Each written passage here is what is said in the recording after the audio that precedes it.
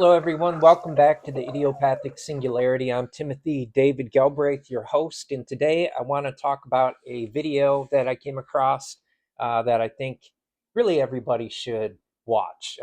It's 2.5 hours, but it's one of my absolute favorite podcasts. I'm going to put it in the top 5, called The Diary of a CEO. Just a quick bio for Steven Bartlett, who is the man behind the Diary of a CEO. I guess he is a Botswana-born British-Nigerian entrepreneur, investor, and author, right? It says that the podcast was launched in 2017, but it's a long-form podcast where he interviews all kinds of creators and entrepreneurs, thought leaders, and you're seeing increasingly he's starting to talk to people about artificial intelligence, which takes me to his guest, right? So let me give you his bio. Now, on this episode, he's talking to Tristan Harris, and Tristan Harris is an American computer scientist turned tech ethicist and entrepreneur. He worked for a startup called, or co-founded a startup called Aperture, which was later acquired by Google. And at Google, he became what is called a design ethicist. So very concerned about the dangers of AI. He talks in this particular clip about some of the negative side effects, we'll say, of social media. Those have really become apparent in recent years, and he gets into really what can be done about those types of dangers and how society can rally to prevent these types of things. And then in a different clip, which I don't have here, he kind of extrapolates that to say this is how we can tackle some of the risks and dangers with artificial intelligence. But he focuses on social media on this clip, which I think is still very, very relevant, perhaps even more relevant, and, gives some hope. So check it out. So social media, let's just take that as a different example, because people look at that and they say it's hopeless. Like there's nothing that we could do. This is just inevitable. This is just what happens when you connect people on the internet. But imagine if you asked me so what happened after the social dilemma? I'd be like, oh, well, we obviously solved the problem. Like we weren't going to allow that to continue happening. So we realized that the problem was the business model of maximizing eyeballs and engagement. We changed the business model. There was a lawsuit, a big tobacco style lawsuit for trillions of dollars of damage that social media had caused to the social fabric, from mental health costs to lost productivity of society, to all of these, to democracies backsliding. And that lawsuit mandated design changes across how all this technology worked to go against and reverse all of the problems of that engagement-based business model. We had dopamine emission standards, just like we have car emission standards for cars. So now when using technology, we turned off things like autoplay and infinite scrolling. So now using your phone, you didn't feel dysregulated. We replaced the division-seeking algorithms of social media with ones that rewarded unlikely consensus or bridging. So instead of rewarding division entrepreneurs, we rewarded bridging entrepreneurs. There's a simple rule that cleaned up all the problems with technology and children, which is that Silicon Valley was only allowed to ship products that their own children used for 8 hours a day. Because today, people don't let their kids use social media. We changed the way we train engineers and computer scientists. So to graduate from any engineering school, you had to actually comprehensively study all the places that humanity had gotten technology wrong, including forever chemicals or leaded gasoline, which dropped 1 billion points of IQ, or social media that caused all these problems. So now we were graduating a whole new generation of responsible technologists, where even to graduate, you had to have a Hippocratic oath, just like they have the white lab coat and the white lab coat ceremony for doctors, where you swear to Hippocratic oath, do no harm.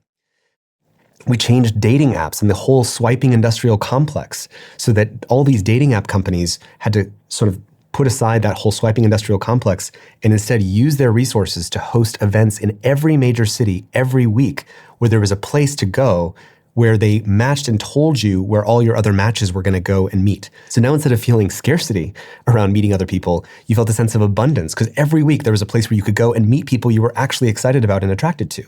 And it turned out that once people were in healthier relationships, about 20% of the polarization online went down. And we obviously changed the ownership structure of these companies from being maximizing shareholder value to instead more like public benefit corporations that were about maximizing some kind of benefit because they had taken over the societal commons. We realized that when software was eating the world, we were also eating core life support systems of society. So when software ate children's development, we needed to mandate that you had to care and protect children's development. When you ate the information environment, you had to care for and protect the information environment. We removed the reply button so you couldn't requote and then dunk on people so that dunking on people wasn't a core feature of social media. That reduced a lot of the polarization. We had the ability to disconnect comprehensively throughout all these platforms. So you could say, I want to go offline for a week. And all of your services were all about respecting that and making it easy for you to disconnect for a while. And when you came back, summarized all the news that you missed and told people that you were away for a little while and out of office messages and all this stuff. So now you're using your phone. You don't feel dysregulated by dopamine hijacks. You use dating apps and you feel an abundant sense of connectivity and possibility. You use use children's applications for children, and it's all built by people who have their own children use it for 8 hours a day.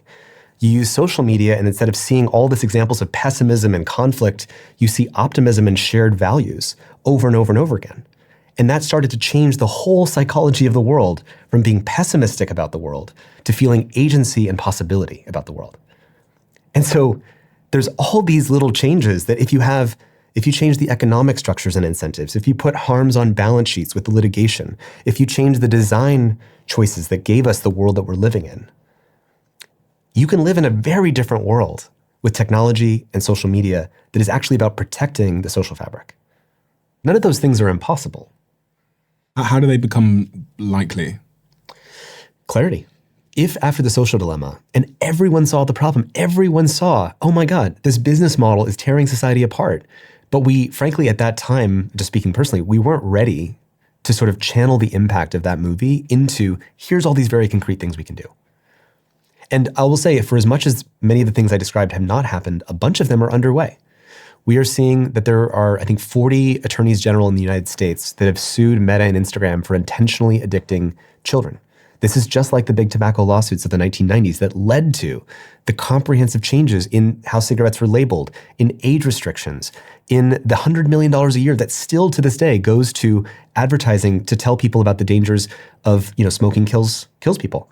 And imagine that if we have $100 million a year going to inoculating the population about cigarettes because of how much harm that caused, we would have at least an order of magnitude more public funding coming out of this $1 trillion lawsuit going into inoculating people from the effects of social media. And we're seeing the success of people like Jonathan Haidt and his book, The Anxious Generation. We're seeing schools go phone free. We're seeing laughter return to the hallways. We're seeing Australia ban social media use for kids under 16. So this can go in a different direction if people are clear about the problem that we're trying to solve. All right, having watched that, I hope that you'll leave a thought below or a comment below. Tell me what you think about it. I'd really love to see what your thoughts are. Also, if you can give this video a like, maybe sub to the channel, that would be awesome as well. Regardless, thank you for your time. I appreciate every minute you spend with me, and I hope you come back for the next video soon. I'll have more Tristan Harris, Steven Bartlett conversation, at least one more video, maybe two, because it was just a great talk. I'll leave a link to that particular podcast below.